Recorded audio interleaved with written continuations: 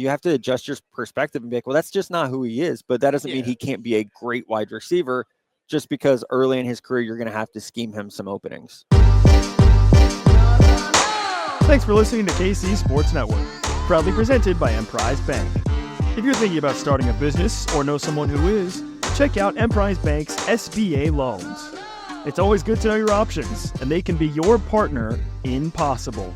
It's Mizzou That Too here on KC Sports Network. We're back after a little bit of a break here at the 2025 NFL Scouting Combine. I'm hanging out here with ESPN's Matt Miller, lead NFL Draft analyst over there at ESPN. Matt, how you doing? Thanks for taking some time and sitting down talking some Mizzou prospects with me. Yeah, talk anytime for you. You know that.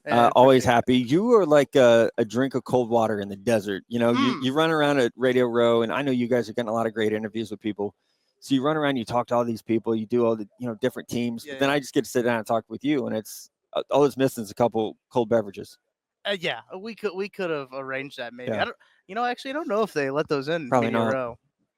I guess we would have to try. I mean, the worst they tell us is like, hey. Yeah, you just need KCSN cups. That'd be fine. Oh, yeah, you could put them in because they're definitely not like checking the liquids that you have in your cup. It's like a cruise ship. It really is. Just It really is. But Matt, you've been gracious enough to give us a little bit of time here to talk about the Mizzou prospects. Obviously, some big prospects that Missouri has here at the 2025 NFL Scouting Combine. The big one being Luther Burden. And I know that he is your top guy. We have talked about really the whole season. I feel like you were on the show earlier this year, too. We talked about Luther Burden a little bit.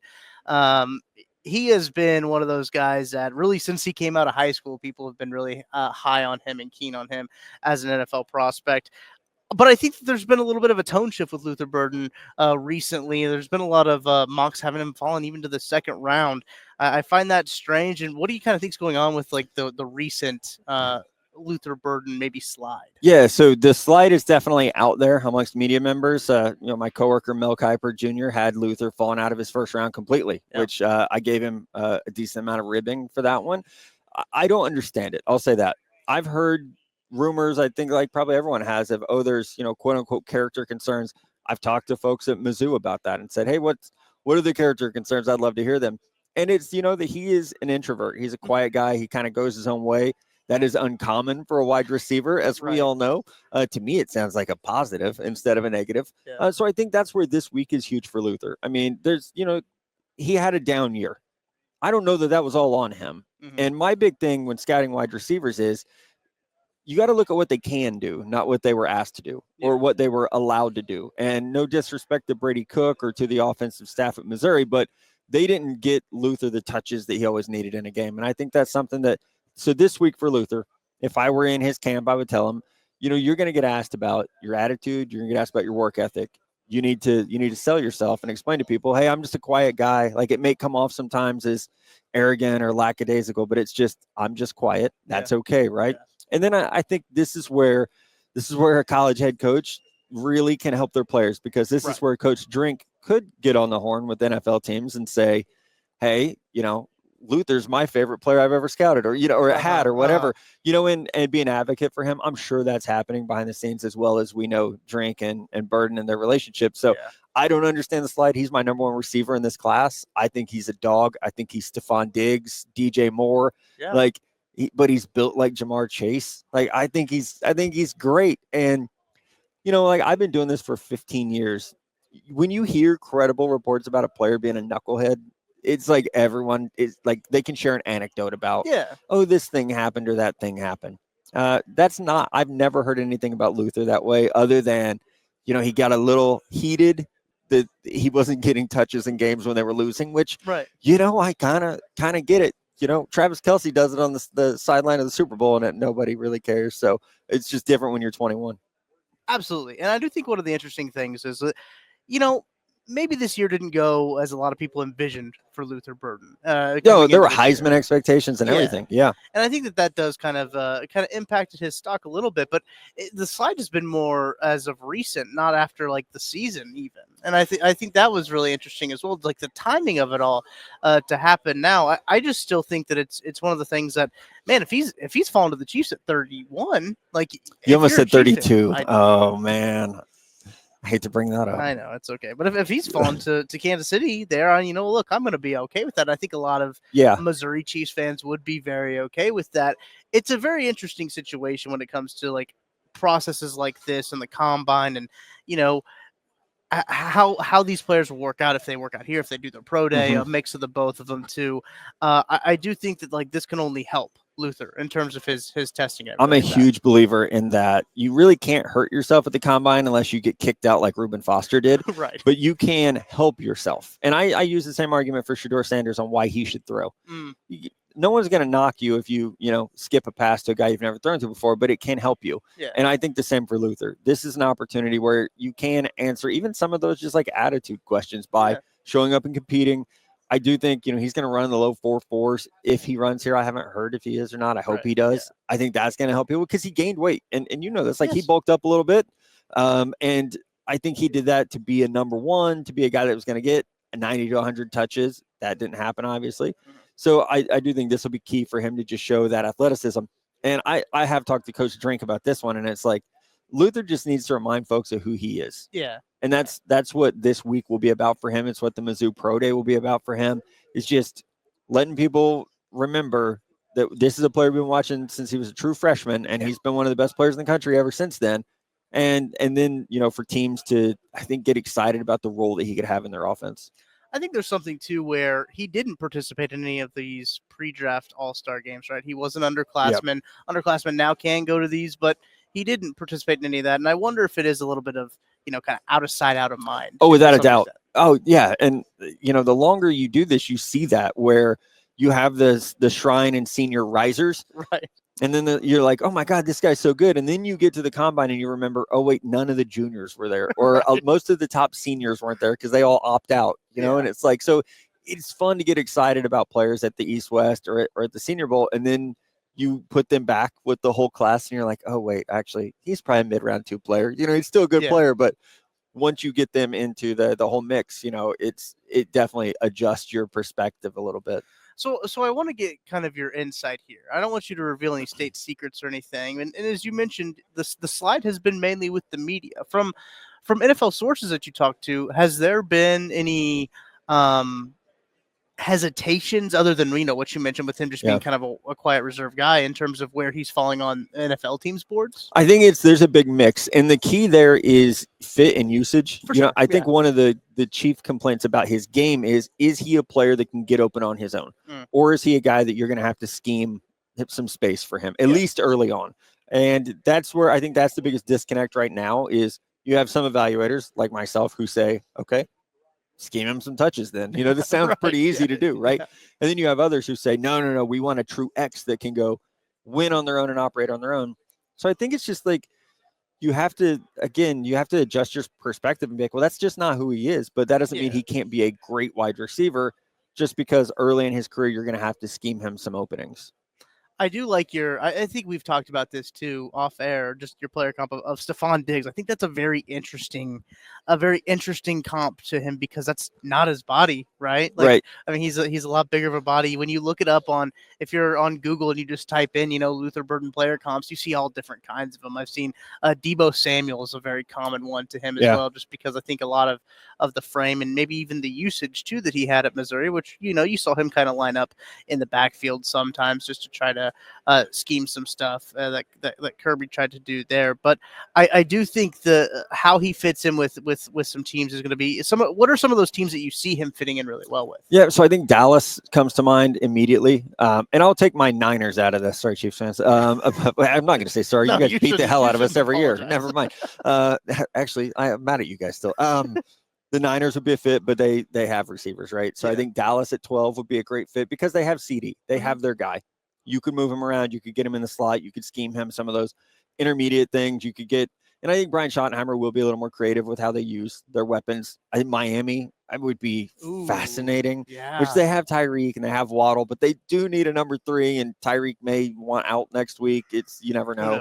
Who knows, The Colts at 14 would even be kind of fun. I know they have some guys, but they don't have anyone like him. I mean, they have Josh Downs. They have Mitchell, who they drafted last year. They have Pittman, but I could see him being a fit there. So like that middle of round 1, I still think there's a ton of teams. Now, if he were to fall, and I can't pick the Chiefs, I would love to see him go to the Commanders because I think Cliff Kingsbury would have a field day with That's him. true. Just Yeah. all the pre-snap motion, and you're going to get him the ball on, he's going to get handoffs. He's going to get touches. Like, he might play some wildcat quarterback at the goal line. So Jaden Daniels isn't getting hit all the time. Like, I just feel like Cliff would know how to use him and take advantage of the skill set. That would be very dangerous in Washington too. We talk about just Terry McLaurin being there too. The Dolphins. Yeah, you got a deep threat with Terry, and you got Luther coming underneath. Come on. That would be exciting. Let's talk about another wide receiver because Matt, Theo Weiss is also here, and I think that he didn't perform at the Shrine Bowl. He still had his broken hand. Curious to see if he works out here. It's been a few months now since he broke his hand in the Music City Bowl. But a guy that I think I had texted you mid-season, and I said, how come there's no buzz on Theo Weiss? Because Theo Weiss had a very phenomenal year, production-wise, for the Missouri Tigers, just because a lot of teams were focused on taking away Luther Burden, and he was the beneficiary, I think, of a lot of things for that Missouri offense. Thoughts on Theo Weiss's game as he comes into this combine with, again, I think just only room to grow here. Yeah, no, only room to grow. And hopefully he's healthy and doesn't surprise us with another injury like he did in Dallas. That would be great. If Theo, please don't do that. Yeah. I do think when you look at his fit, he could be a really good number 3 receiver in the NFL. He's got that lean, linear body type. He's got, I think he builds speed really well. He maybe isn't the twitchiest guy off the line of scrimmage, but he builds to that speed. He tracks the ball great. I mean, he's a very, very good deep threat. We saw that this year. He's got, just sticky hands. Yeah. I don't, offhand, I think he had 2 or 3 drops all year. So, I love that about his game. I think for him here, the key will be showing that, showing the speed, answering any concerns about the body type. He probably wants to perform well, especially like flexibility for those guys. I think with the lean receivers, sometimes they actually are a little bit more stiff because there's not a lot there. So I think for Theo, round 4 is probably his sweet spot right now. But this is such an odd wide receiver class that that could quickly become round 3. It could also quickly become round 5 if receivers just don't come off the board very fast. It is going to be really interesting to see. It really is in all these drafts of like how fast these positions, because running back is another one that could impact how quick receivers go. And with Theo and how he kind of turned on at this last end part of the year and kind of helped carry this Missouri offense, I think people started to notice him a little bit more towards the end of the season. He was one of those guys when I sat down at the East-West Shrine Bowl, I got to have a conversation with for a little bit that, I said, hey, man, I think you're one of the most underrated receivers in this draft. I just feel like you just don't have the buzz around you. And you could tell that he's like, oh, yeah. And he's using that. He's like, oh, yeah, good, people are talking about me. Yeah, no, and man, he's so pro-ready. Yeah. And I think that's a huge key that we get so caught up in like 40 times and 3-cone and vertical jumps, which those things are important, but it's like, oh wait, who was good at football from September to from Labor Day to Thanksgiving? Who was actually good at football? Like Theo Weiss, and he had so many big crucial catches this year. He'll make a team happy. I mean, I think he's got to grow into his frame a little bit more. That's easy to do once you're a professional athlete instead of a college student. So that would be like my key for him, is work on that route tree a little bit with some of the in-breaking stuff and just keep growing into his body. What do you kind of see as I know this is a fun game to play, right? The player comp game. What do you see his kind of play style like? Man, my original comp for him, and I know it's not there on the body type, was Gabe Davis. Okay. Somebody who's just like, he's going to get loose deep. Yeah. He's going to make those big catches down the field. Gabe's quite a bit bigger. Yeah. So that is the one. So player comps are like, they're very organic because you'll have like a guy will remind you of somebody in how they play. And then you want this to happen. So you get the athletic comp, and then you try to find someone in like, okay, who's a little bit of both, because folks killed me because my Abdul Carter comp originally was TJ Watt. And they're like, they're nothing alike. It's like, well, but size wise and how I would use them, they are very, very similar. 250 pounds, 3-4 outside linebacker. Like in that way, they're very similar. And so they grow, they change. And now it'll probably be Micah Parsons for Abdul Carter. And, for Luther, it's Stephon Diggs was my favorite one early, and I'm getting more DJ Moore the more I watch him and think about how he would be used and how physical he can be. And I don't like the Debo comp because Debo played running back for a season, and I think people forget that. But it's definitely something that you kind of live and grow with over the course of a season. I do think when you look at Missouri, they've got 4 guys here at the scouting combine, right? One of those guys, Armand Mimbo, has been a topic of conversation really for a while since the season ended in terms of offensive tackles. He went to the Senior Bowl, didn't play the Senior Bowl, came down with an illness, I think. So he wasn't able to really perform and really shoot his stock up there. But he's here. He's in the conversation for offensive tackle one. What do you see in Armand's game? You and I talked off air about him when he declared. I was surprised. Yeah. I wasn't ready for him to declare. I hadn't watched him intently because I thought, oh, he's going to go back for another year. He declares, and it was like, okay, let me get caught up. He's so athletic, and it shows up in the run game. The 34-inch arm length, even though he's under 6'4", I think you try him at tackle, right tackle, and then if that doesn't work, you can move him to guard. But his mobility and his aggression on the move is exactly what the NFL wants right now. You know, you want guys who can run outside zone and can get to the second level and can do that under control and then be aggressive when you get to your point of contact. He does that all so well. I mean, his ability to scoop and get backside guys is phenomenal. So he is in the running for OT1 with Will Campbell, with Kelvin Banks. And I think it's going to be fascinating because of those three, he's the most athletic. You know, he's maybe not the most polished because they both started for 3 years in the FCC, right? But he's definitely the most athletic of those three. He's got longer arms than Will Campbell. He's not much shorter than Kelvin Banks, you know, so it is very much I think a 3-man race right now. It's going to be interesting to see where he ends up, if it's on the right side or the left side. I know that especially him as a prospect, his age is going to be one of the things that teams he's really 20? like about him. Is that right? He's 20 years old? He's very young. Kansas City kid, obviously, too, in the area.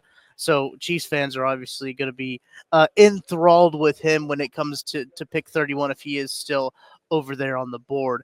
I do think he's very interesting as a prospect in terms of his just rawness and just the way he is able to play tackle. You know, you see some chatter on Twitter every now and again. You know, everyone's a scout this time of year, right? On Twitter, and you know, I've seen some people complain about, you know, maybe him not being able to be quite pro ready. And I do think, you know, selfishly as Mizzou fans, we probably would have liked him to come back for a year to kind of polish up a little bit more.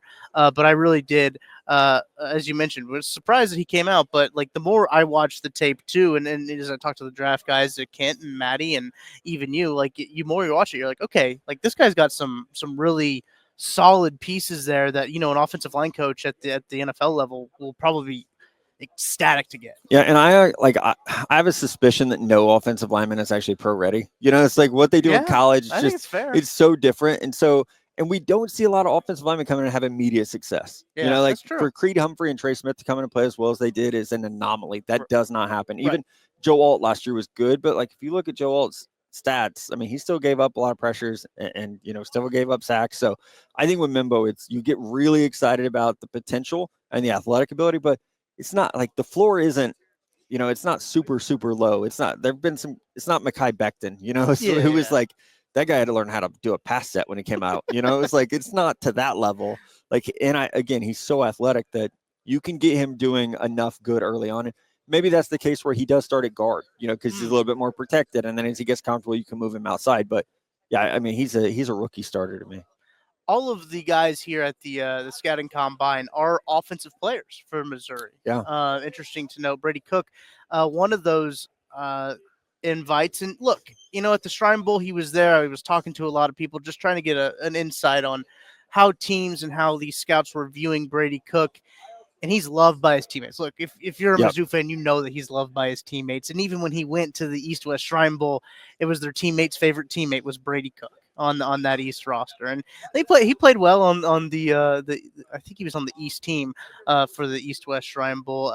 I think that he was able to get himself an invite here. How do you kind of see him slotting into this draft? Do you think he sneaks into that day 3 range with how the quarterbacks are shaking up? I think I would have said no before the East-West Shrine. I thought undrafted free agent, he'll be in a camp, you know, and he'll have a shot. I thought he played so well at the East-West Shrine. It's like, wait, maybe like this looks a little different than it looked on tape. You know, he's accurate, he's smooth. So I think he can build on that and get into that conversation of, you know, day 3 with guys like Riley Leonard, you know, with guys like Curtis Rourke. And, you know, I mean, he's still behind, you know, the Kyle McCords and the Will Howards and that group, Dylan Gabriel. But there's a weirdly strong middle class at quarterback this year. Like there's no top and there's not a lot of bottom, but the middle is strong. And I think that he's because of that, he has put himself into that conversation where if you told me in 2 months he was a round 5 pick, I'd be like, yeah, because he's going to be a really good backup quarterback for a really long time. He's going to make a hell of a lot of money, and he's probably going to go into coaching when he's all said and done. Yeah. And yeah, I mean, he has handled this whole process well, and I'm excited to see him throw when we get out there on Saturday. That's true. It's going to be one of those things too. Again, only help himself here at the combine. I know that teams. I've talked to people who have talked to people, right? For team meetings that they've loved him every time he gets in and meets with teams. Like teams just absolutely fall in love with his football mind and just his attitude towards the game too. They have fallen in love with him. But one guy that's not here, maybe should be here, Johnny Walker Jr. Performed well in the East-West Shrine Bowl. Really did. And he, during that practice week, he didn't really pop out to me during practice, but during the game, he really showed up. And that was really Johnny Walker. He was a gamer, man. Like that's what he was about all at Missouri. Wrap it up here with a little bit on Johnny Walker as he kind of comes into, I guess it's going to be his pro day where he's going to get the next chance to kind of show out here. Yeah, and I was surprised he didn't get the invite here as well. Absolutely. Just because I did think the East-West Shrine was so good. And like Missouri has a nice pipeline of putting defensive ends into the NFL. Right. You would have thought that would have got him a look. I'm not sure why he didn't get the votes from scouts needed. It is a really deep defensive end group, so it could also just be an issue of, hey, there's already like 40 guys. We can only take so many. But I think Johnny, for the pro day, he needs to, like you said, he's a gamer. That day he can't be one. He needs to be a practice guy that day. Like the athleticism that he shows on tape, it's got to pop in that day. But I still think he has value as a stand-up rusher who can put his hand in the dirt. And there were times in Frisco when we were there, like you see that first step quickness. You're like, there it is. Like this is the guy that we've been waiting to see. So I think for him, it's just a case of being able to put it all together a little bit. He's going to get drafted. He's going to make an NFL team. And then it's, that coaching to, I think, unleash some of his natural ability is the best thing for him. Yeah, it's going to be one of those, it's going to be a good, he's going to need to go to a good spot is what I'm trying to say. Yeah. I think that the location is going to be really good. A lot of this, I think, when it comes down to these draft picks is like nature versus nurture, right? Absolutely. Sometimes it depends on, where you go. And then a lot of these times you see it a lot with quarterbacks, right? I think it's kind of extrapolated out more when you talk about quarterbacks in that regard. But you mentioned Missouri's history with the defensive line and being able to put all these guys into the league. You think that you would have it, but I think a lot of people, when we tweeted out on the Mizzou That's Who Twitter account, we tweeted out like, "Hey, these are the guys going to be at the combine," and everyone was like, "No Johnny Walker, that's crazy." Yeah. And I remember going back to the list and be like, "I must have missed Johnny Walker," because I just Command F and typed in Missouri, right, so I can get all the guys, and him not being there was kind of a shock, but. Look, Missouri's got a good track record of putting defensive guys in the NFL, and they're going to have an opportunity to put some offensive guys in the NFL too with all these guys here at the combine. Yeah, and not to get too early, but next year's group is going to be really good as well. So I'm excited. I'm already peeking ahead. Like Caden Green, Connor Tollison, Norfleet. Next year's going to be a good combine class, and that's not to mention the transfer portal guys that have come in. So I'm excited. It'll be a good roster too that they got going on there, and they're building up. I'll be in Columbia, but I can already feel myself. Like I'll be in Columbia sooner than later. I got to get back up there. Look, spring practice, I got to do it. Yeah, they're not doing a black and gold game this year. No one is. I know. No one is. Can I say this? I'm fine with that. Yeah. I were, Mizzou doesn't have a GM yet. Oh. Drink yet. If they get one. I would never do a spring game again. Why should I advertise my players so you can come steal them? Yeah. No, thank you. Yeah. I'm good. We'll keep it in-house. I think that makes sense. I remember the first year they didn't do one. Everyone was like, "Oh, that stinks," and then you're just like, "Wait, that makes a lot of sense." Makes sense. It makes sense. Like it's window shopping for all these other programs when you put your players on display. So that's true. We'll have the combine coming up this week. Mizzou's Pro Day is in a couple of weeks coming up here too, as they will be the showcase and all those. So guys March as 27th, well. Is that right? I think that's right. That's what the date I have in my calendar. But hopefully we'll have boots on the ground there as well. Hopefully I'll be there as we'll give you the reports from the Pro Day. But Matt, appreciate you stopping by, giving us a little bit of extra of your time here. Anything for you, as you know, and it's always fun chopping it up with the great Tucker Franklin. Yeah, chill with that. All right, that's going to do it for Mizzou. That's who here at the 2025 NFL Scouting Combine. We'll be back soon with more NFL Draft updates and Mizzou updates for you. So make sure to like and subscribe. We'll talk to you soon.